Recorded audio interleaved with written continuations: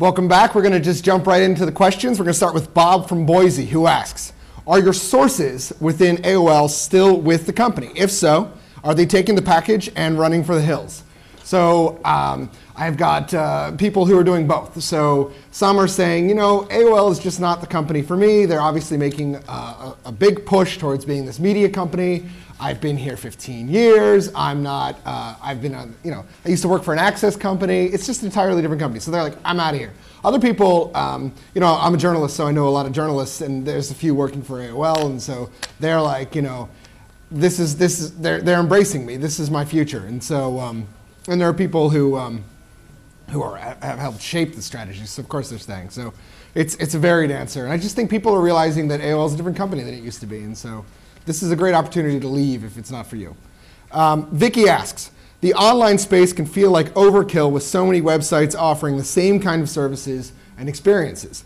If you could shape the digital landscape for 2010, which web startups would you choose to succeed and why? So this is, you know, shaping the digital landscape, I don't know about that, but I will say that one startup that I wish more people outside of the digital space would use are ones like Foursquare or GoWalla, and that's because I just find them so useful. You know, it's Friday and you forgot to make plans. You know, you're one of these people who, you know, just does things by the seat of your pants, and so it's great to like look at your iPhone and say, oh, this person's at this bar, this person's at that bar, and sort of just make social decisions based on that. So Foursquare, or its rival that's doing really well and just got a big round from Greylock, GoWalla.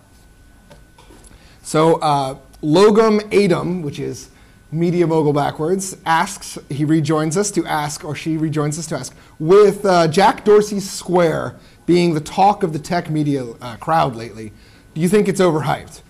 I think that's probably fair. I mean, Twitter is such a huge story in itself that anybody associated with it is going to get a lot of hype. And I heard that this is true amongst the people with the money as well. Like, that was one of the hottest angel deals that has gone down in a long time. People were fighting over it. And eventually, Kozla Ventures walked away with the deal. Definitely overhyped, but at the same time, it's exciting to see a startup that is actually trying to solve a business problem. You know, how great would it be to go to a hot dog vendor and just swipe and pay with your credit card because he's holding an iPhone?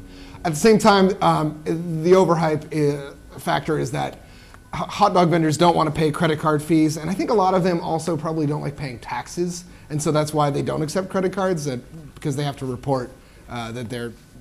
It makes it much harder just to skip that if you have credit card transactions. Glasshammer asks, what 3 gadget gifts would you recommend for $60 or less? Gift cards don't count. Drat. OK, so we had a list, 10 things for iPhone owners to buy, gifts for those types of people. So I would recommend looking at that. I think that if you have a smartphone such as a BlackBerry and you're prone to dropping them all the time, it's really nice to have a case. And those run about 30 bucks. Also, Nike makes this really cool accessory for iPod owners where you can actually attach a gadget to your shoe and sort of see how long you ran, see what your pace was, tempo, and stuff like that. That's like, I think, 30 bucks. And then there's also this weird sort of filter you can put on your camera phone, and it sort of like, you can like make it so there's 3 people in the picture when there used to be 1. Sort of, those are some fun stuff, and that's like 15 bucks. But it's hard to find gadgets for under $60. That is for sure. Finally, Broncall asks, if you comb your hair, will you lose your superpowers? And the answer to that question is, I don't know. But I have a question for you, Broncall. Why would we want to find out? Anyway, I'm Nicholas Carlson, and thanks for joining us.